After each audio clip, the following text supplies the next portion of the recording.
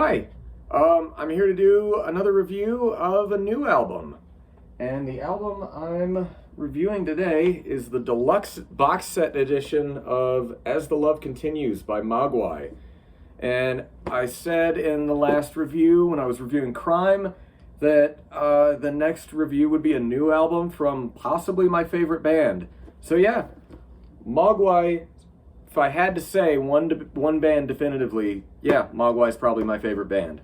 As you probably saw, maybe you can't really see it from this angle, but that's a Mogwai poster I got in Scotland at Avalanche Records in Edinburgh. Shout out to them. I'll include a link in the description to Avalanche Records. Great record store in Scotland. Sorry, my cat was getting my attention. Hey buddy, what you doing, Squeaks? Anyway, this is the deluxe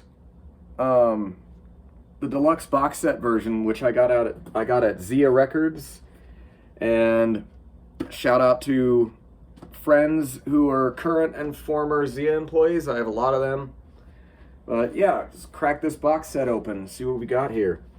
First, we've got these demos here. This is a 5-track demo of some of the songs, like demo versions of the songs from this album.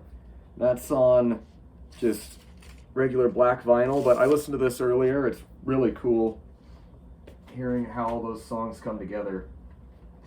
And then we got the album itself, which is a nice gatefold. It's really, really nice gatefold album art there. And it's a double LP on clear red vinyl. Look at that. Look at that. That is a good, solid, cool looking pressing of this album. And again, I'm biased because I'm a huge fanboy, but I think Mogwai's never done a bad album, and I doubt they ever will. And then, lastly, it comes with this this booklet of photos of the band while they were recording.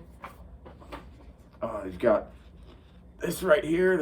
I think it's got to be somewhere in Scotland, like probably near where they recorded. You got the band here with, I'm not sure which member of the band that is in the background, but you got the engineer right here in the middle at the console.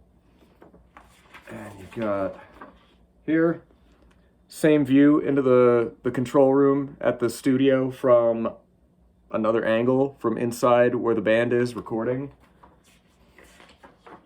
And here's the whole band, minus one of them, because there are 5 people in the band. But yeah, they recorded this album at peak pandemic awfulness.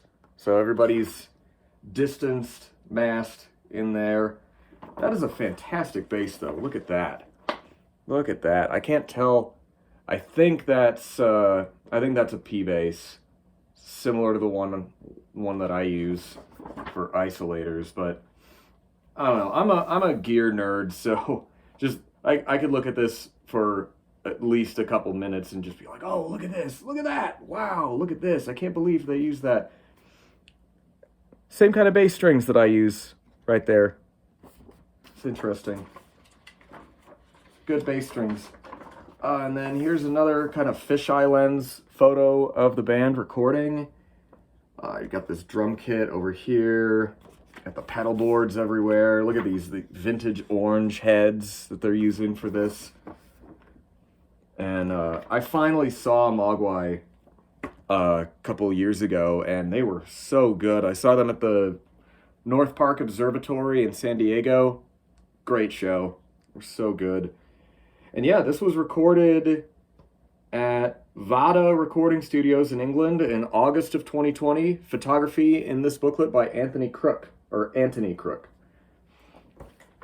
yeah, let's talk about the actual music on this. I really like it, but again, I'm biased because they're probably my favorite band, but it reminds me a lot of their 2011 album, Hardcore Will Never Die, But You Will, but it has a lot more of an edge to it. Like, obviously Mogwai, they're not really an edgy, edgelord type band, but, they're very, versatile musically. Like, all their albums sound different. Like, each one of their albums has its own style to it. And I love some of the song titles on here because, if you don't know, most of their music is instrumental, but they always have really clever song titles. And the opener on this album is titled "To the Bin, My Friend, Tonight We Vacate Earth." Strong song title right there. And then the last song on side B, I love this title. It's called "Fuck Off Money." That's just a great song title and term in general. My favorite track on here is probably track 7, "Ceiling Granny." I love that riff. It kind of, in a weird way, it reminds me of, like, I don't know, if Mogwai tried to do like a Fugazi song. Like that guitar melody on there, that riff that opens the song, it really does remind me of Fugazi or other like 90s kind of emo and emo adjacent bands, even though this is a kind of a post-rock band. And then the closer on here is really good, and the title is "It's What I Want to Do, Mum."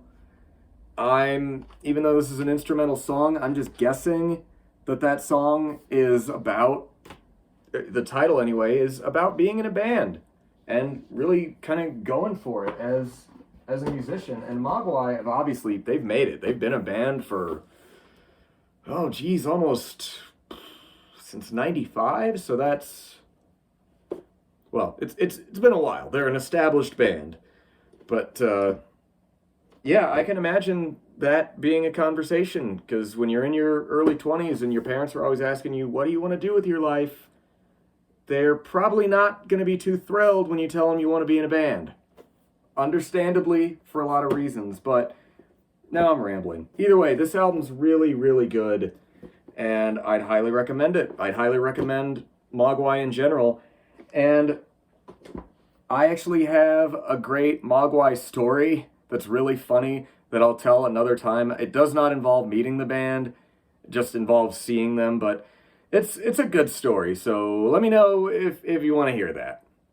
It's just a funny story. Anyway, Mogwai, As the Love Continues, it's a good, solid album, and I can't wait to hear what Mogwai does next. And I hope you're doing well out there. See ya.